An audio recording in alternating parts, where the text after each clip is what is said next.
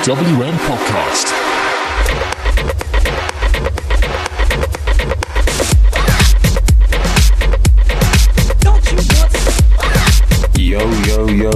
Yo, what's up, wrestling fans? It's me, your voice of the main roster, Joseph, and I'm here to do some smack talk, I suppose.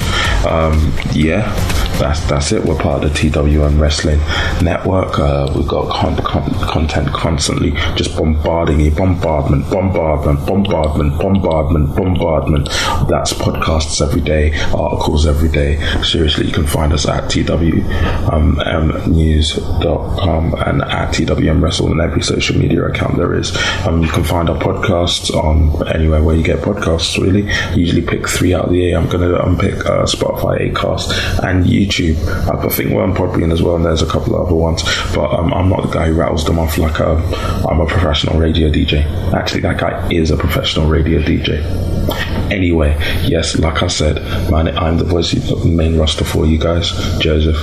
I'm sitting here. I haven't taken off my Zack Sabre Jr. t-shirt in about 2 days, and I am joined by a man who is at the crossroads of the Rainbow Bridge. I think you'll find. I'm joined by Thomas. How are you this morning, Thomas? That's a new one. Crossroads of the Rainbow Bridge. I am surprisingly okay. Surprisingly okay. You know what? Considering everything that's happened, so am I. Let's take our minds off why we are surprisingly okay and not dwell on this things can only get better stuff by talking about wrestling, shall we? Yes, let's go ahead. All right, let's do that. They had my curiosity, but do they have my attention? Well, I suppose they do, because I'm doing an entire podcast about this goddamn show. Let's talk about our top story this week. Tom, let's talk about Roman Reigns and Baron Corbin after last week's puppy play. Yeah, so it was always going to be an interesting follow-up after Dog Food Gate. Yeah. We shall probably call it. I'm just going to go. I'm going to go with just calling it puppy play in the most disgusting voice that I can. I forgot about that. Oh no! You're never living it down, Tom. No, why did I Google it? In the middle of the podcast. In the middle of the podcast. Do that in your own time. We got a job to do here, mate. Yeah, so obviously we start the show off with Baron Corbin. Yeah, just a standard heel promo from Corbin and Ziggler. Yeah. I mean, if this is how much the United States hate people called Corbin, then, well, maybe it's a good thing. Maybe it's a good thing. I think with Corbin, though, it's like his standard heel promos. He's become so good at drawing that heat that when he comes out and talks, it is standard. There we go. Yeah, like they trust him to do that. I call it the Stephanie McMahon opening promo now, don't they? Yeah. You know, that's standard. I mean, obviously Stephanie learned from the best. She learned it through Pillow Talk with the gamer. But yeah. However, in this long, lengthy Stephanie McMahon style promo, they do mention a new day dawning, and just like I'm saying Biggie into a mirror 3 times.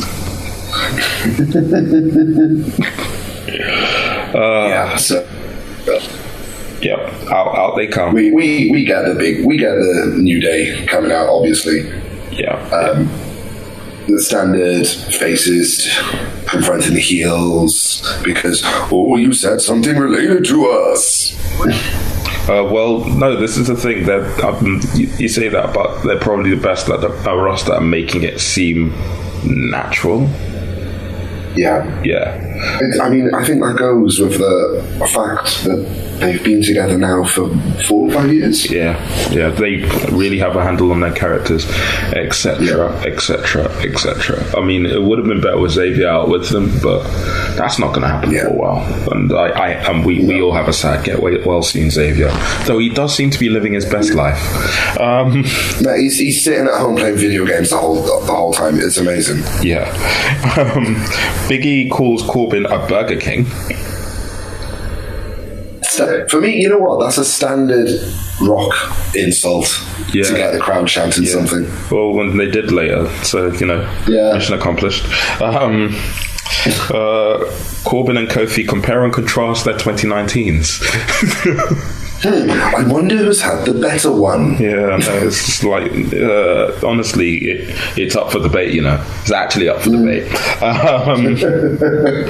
But essentially it ends with Kofi basically saying Corbin ain't shit, and that main event is set up to be former WWE champion Kofi Kingston against former Money in the Bank winner and nothing else, King Corbin.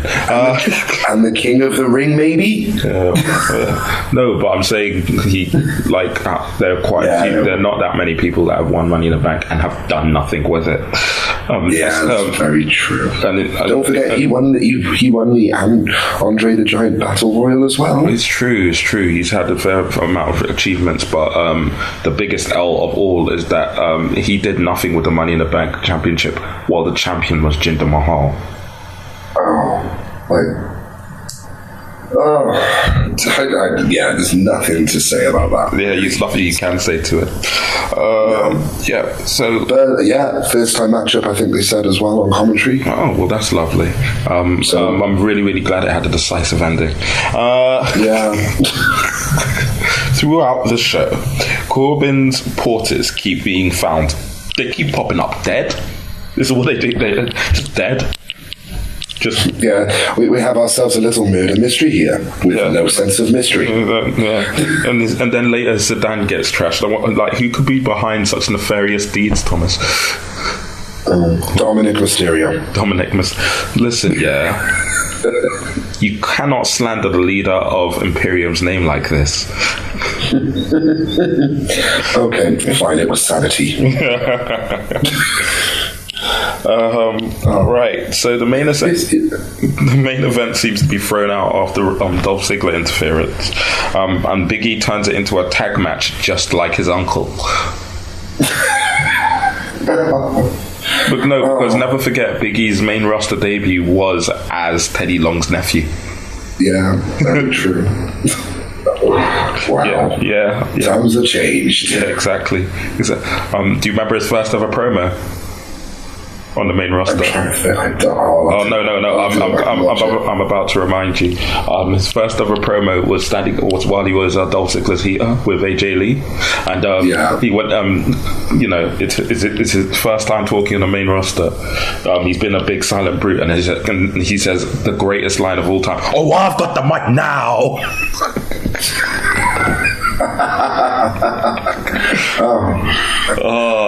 I'm so happy he's lived. His promos were always really captivating, but in the wrong way when he first started out. I was really interested. We wanted to make you look like a monster, so say things as funny as possible. No, it's just I don't even I'm so happy it's leveled out to what it is now, but it's wow, just some of his promos were wow. Right, so like I said, it's turned into a tag match and it's thrown out because oh jeez, I can't believe I wrote this down. I just realized it might be there's a bit of a time difference between me and Tom. It might be too early for this, but I'm going to read out exactly what I wrote. The match gets thrown out because a man with a made-up ceremonial title gavels like-minded people to cuff and abuse black people.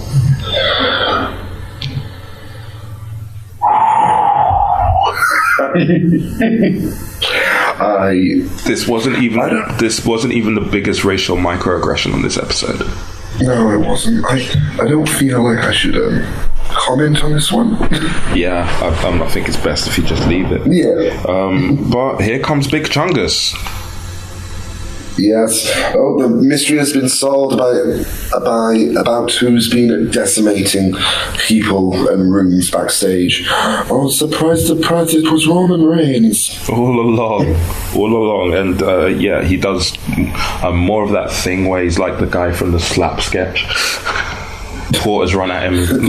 He dispatches the Porters. He dispatches the Revival, who for some reason came out.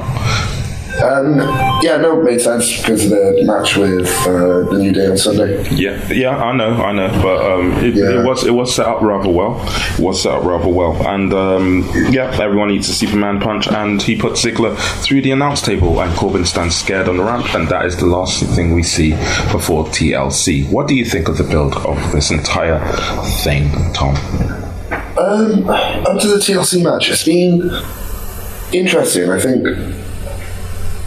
And at the beginning of the feud, because obviously this has been running since S5 series as well, it was okay. But personally, I do think it's actually gained a lot more speed in the last few weeks. Yeah. To be honest. And I'm looking forward to the match. It's going to be interesting the way they play it, even though I could probably guess exactly what happens now I think about it. My thing is, what is the point of doing a TLC match with nothing on the line? There's nothing hanging above the ring. I think it's just an Extreme Rules match now. Yeah, I think the whole idea of a TLC match has changed over the years. They are doing a traditional TLC match on this card.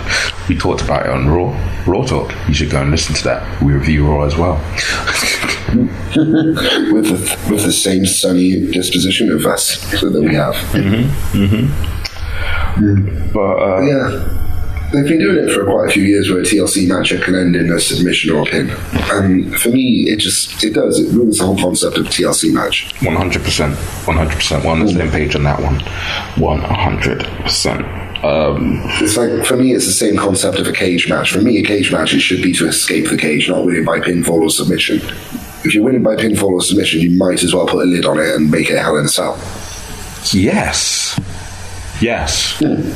Yes, escape the cell, always. It's like, if you win a cage match by pinfall submission, that's fine, that's cool, whatever. But it's like less people need. No, you know what? You can win. You should be able to win a cage match by pinfall or submission, but bun that door stuff. Oh, yeah. Just get rid of the door. I don't like the door. Like, keep the door. Yeah, get rid of the door. We don't need it. Yeah. Right, so the next bit is captioned Family Matters. I wonder what this could be about. The Miz is staying home because he's scared. I mean... Yeah. I essentially stayed home today because I'm scared. But... yeah. I'm staying home today because I'm scared of what sunlight will do to me after yesterday. Just burst into flames. It's okay. It's okay, dude. It's not like you live in a desert area. No, not at all. Not at all. Not like we had monsoon season. No. But in all honesty, in storyline, it makes sense. And kudos to WWE for making this seem like a big deal. It's the first time that Renee. Is it the first time that Renee's been seen on SmackDown? Since the move to Fox. I think it might be. Yeah. Yeah. Not 100% sure, but I think it might be the first time she's been on screen. And because obviously she's doing a lot more stuff with backstage and bump and whatever. And credit to her, bringing up that promo. Yeah, it's always great to be reminded about that. Yeah, it's perfectly relevant to the story. It added a bit of depth and nuance to this. And they're having the interview. The Miz is giving his standard, puts over the Fiend a bit, standard face stuff. It's time for me to do the right thing. He's become so great at that face stuff. Yeah, he is. You either... die a hero or live long enough to become something you hate, and that thing that he hates is that he is now the franchise player. He is now John Cena. So true. Yeah. So really good face promo in the house. Yeah, I like how he kept it calm all the way through as well. Yes, but he did not keep it calm when he heard Maurice scream from upstairs. No. Pourquoi? Now it gets interesting. Yeah, pourquoi? Yeah, but I'm asking you a question, Tom. Pourquoi? Pourquoi? My French has decided to. You don't speak French, but you let the funky music do the talking, babe.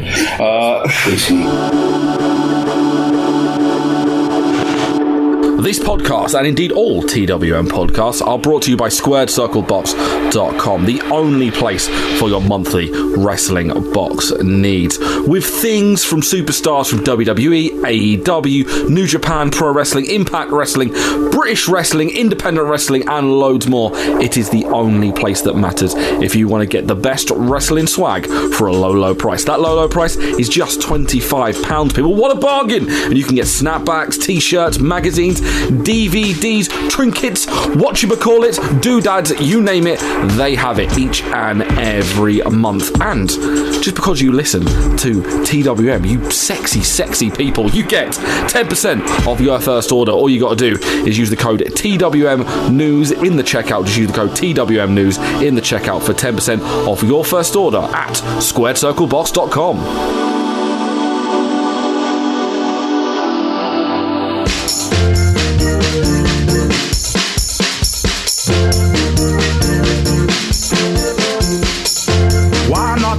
I said, why not spread the gospel of the TWM squad with some of our lovely merch over at Teespring? We have t-shirts for all shapes and sizes, hoodies, sweatshirts, mugs, stickers, and loads more. Also, just for listening to this podcast, you can get 10% off your order. I said using the code podcast. That's podcast. Once again, podcast in the checkout for 10% off at teespring.com/stores/TWM-wrestling-merch. That's right. Praise. Testify.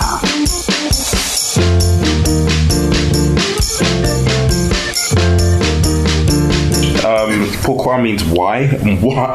It's also the name of Maurice's theme. And she's got... You throw in all these references. I think the hangover starts kicking. Yeah. So Maurice has an iPad, and the iPad has Monroe Sky playing with a Fiend's doll on it, and they're really, really worried about it. If I were them... Can I just say... Yeah.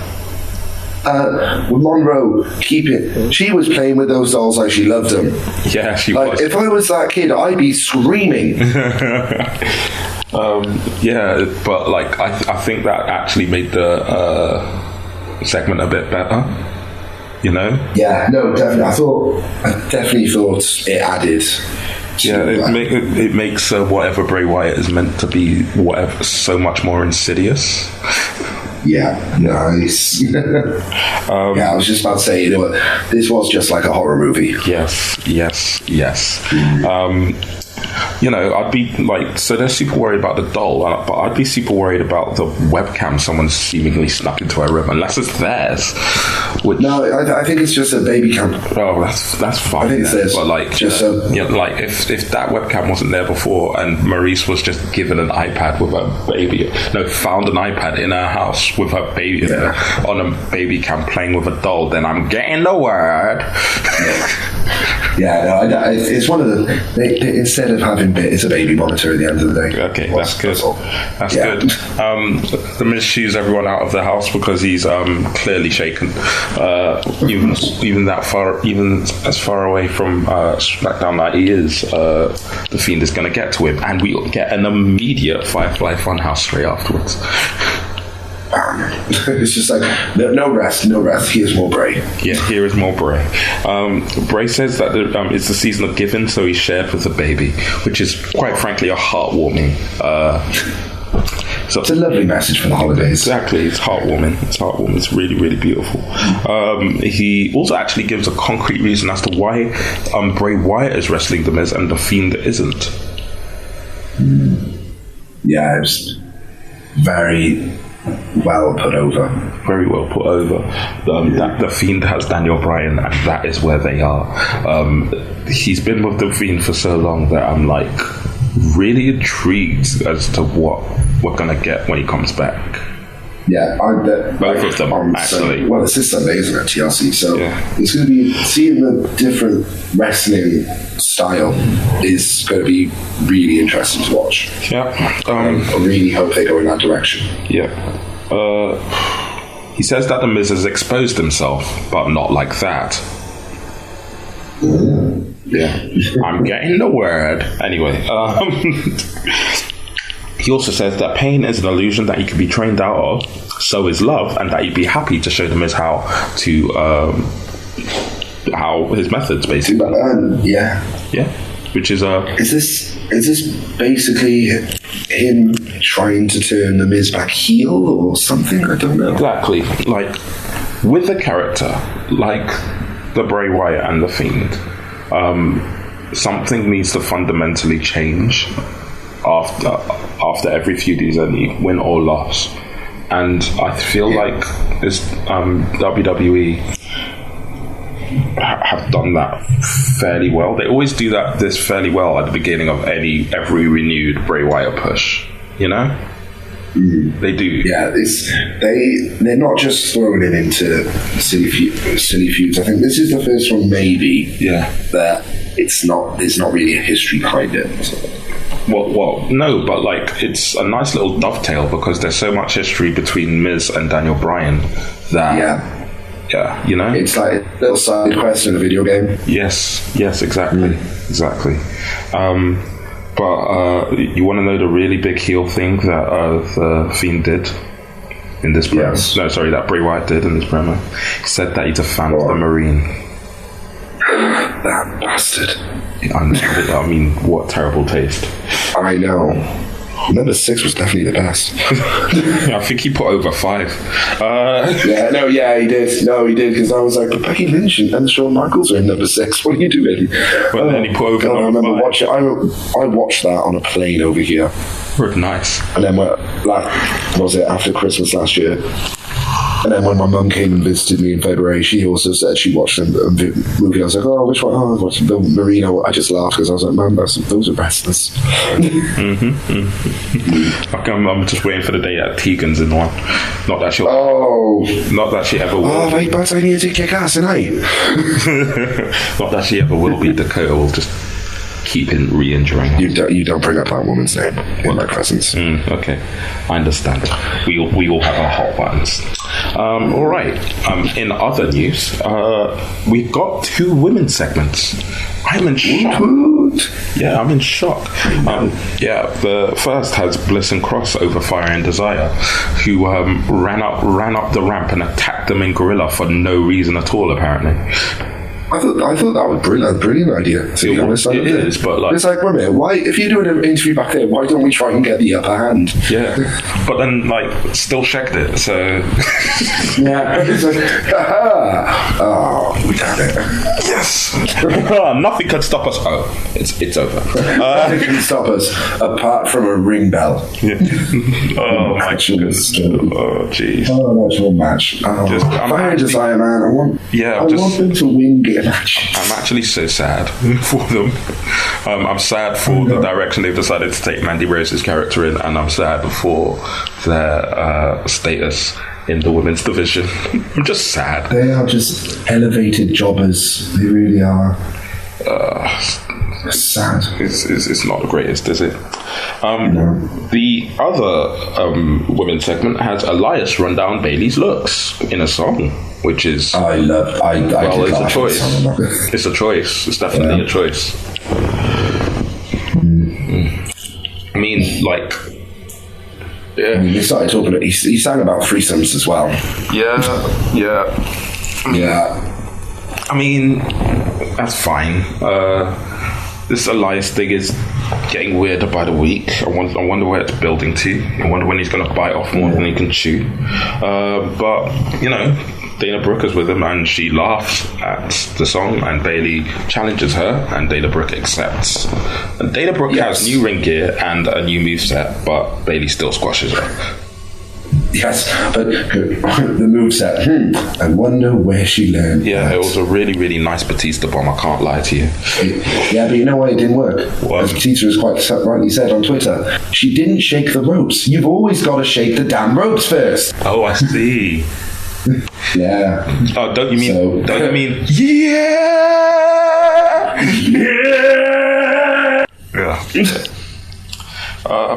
Right. So, in other news, the Revival beat who I've written down as the Faces in a frankly amazing TV tag match. Oh, it was really. It was. I really enjoyed this. I mean, it was no flips, just trips. Just trips. And we are not talking about the guy who takes all of the credit for how amazing NXT is. No, we are talking. My favorite thing is three out of 4 people in this match corpsed at that moment. That was it was no, all of them corpsed. All of them corpsed. Oh, every single one. Send for the man.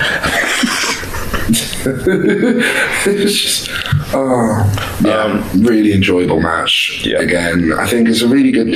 Obviously, Gable and Ali, they haven't got anything to do at the moment. No. So actually putting them in this tag team, giving them really good matches. Yeah. Keeps them in the public eye. Keeps them relevant. So I think they might have big plans for one or both of them down the line. So it's a really smart way to keep everyone eyes on them. And there is one more thing to talk about. The Stable Live christened the Men of Honor over Heavy Machinery after Otis gives Sami Zayn a ham for Secret Santa. Now, Thomas, I believe you're in a unique position, so I'm just going to let you take this away and explain why this is so inappropriate. Okay, so on the episode, in this segment, Sami Zayn obviously was insulted because he is vegan. That is not the point. Sami is from Syria. Syria is an Islamic country. Ham is forbidden. It is haram. Haram. So to actually have this segment and Sami agreed to it is wow. It is wow. To be honest, Sami didn't touch the ham at any point. Yeah. I will say that. Mm-hmm. But yeah, I was watching it and I was just thinking, this is uncomfortable. Yeah. Because obviously his beliefs. Yeah, it's not the greatest, is it? So Sammy was just like, this is the worst gift I've ever gotten because I am a vegan. And I'm like, yeah, that's why. That's the reason. Yeah, that makes sense. Oh. See, I honestly, I did think Cesaro was just going to take it. Yeah, I thought that was really funny. I thought Cesaro was just going to go, yes. that was really he yeeted it on. Yeah, no. I mean, I'm sorry, but how are they the heels in this situation? It's utterly ridiculous. I don't know. I really don't know. I mean, the only way I can think about it is obviously trying to get Otis over as a baboon, as an oath, as a yeah, but that's the only. Anyway, but it was no real. Yeah, there was no real. Both sides of this had their own reasons. It's like Tucker was like, look, it was just a gift. He was trying to be nice. He didn't know. Yeah. Yeah, I was just like, oh, yeah. Come on, WWE, you're better than this. No, you're not. No, they're not. I know they're not. They're really not. They're really, really, really not.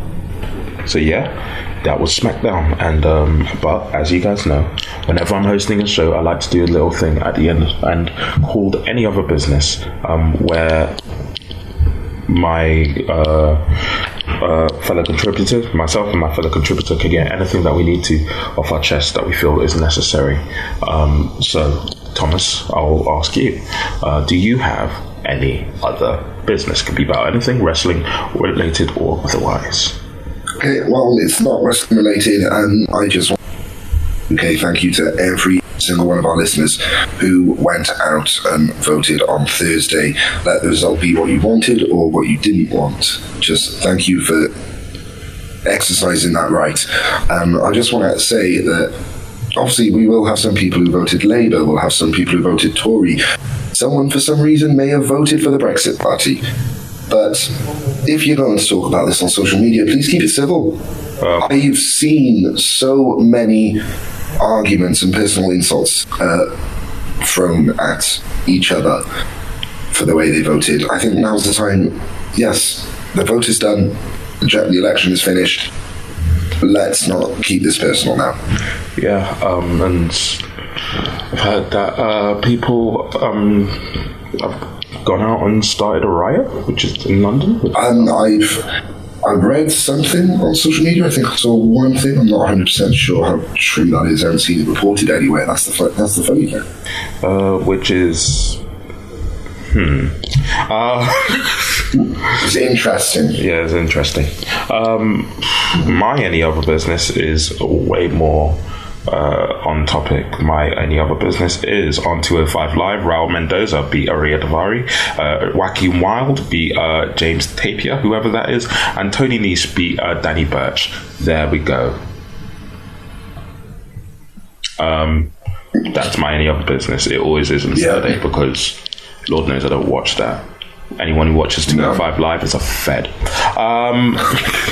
Tom, social media, anything else you want to plug?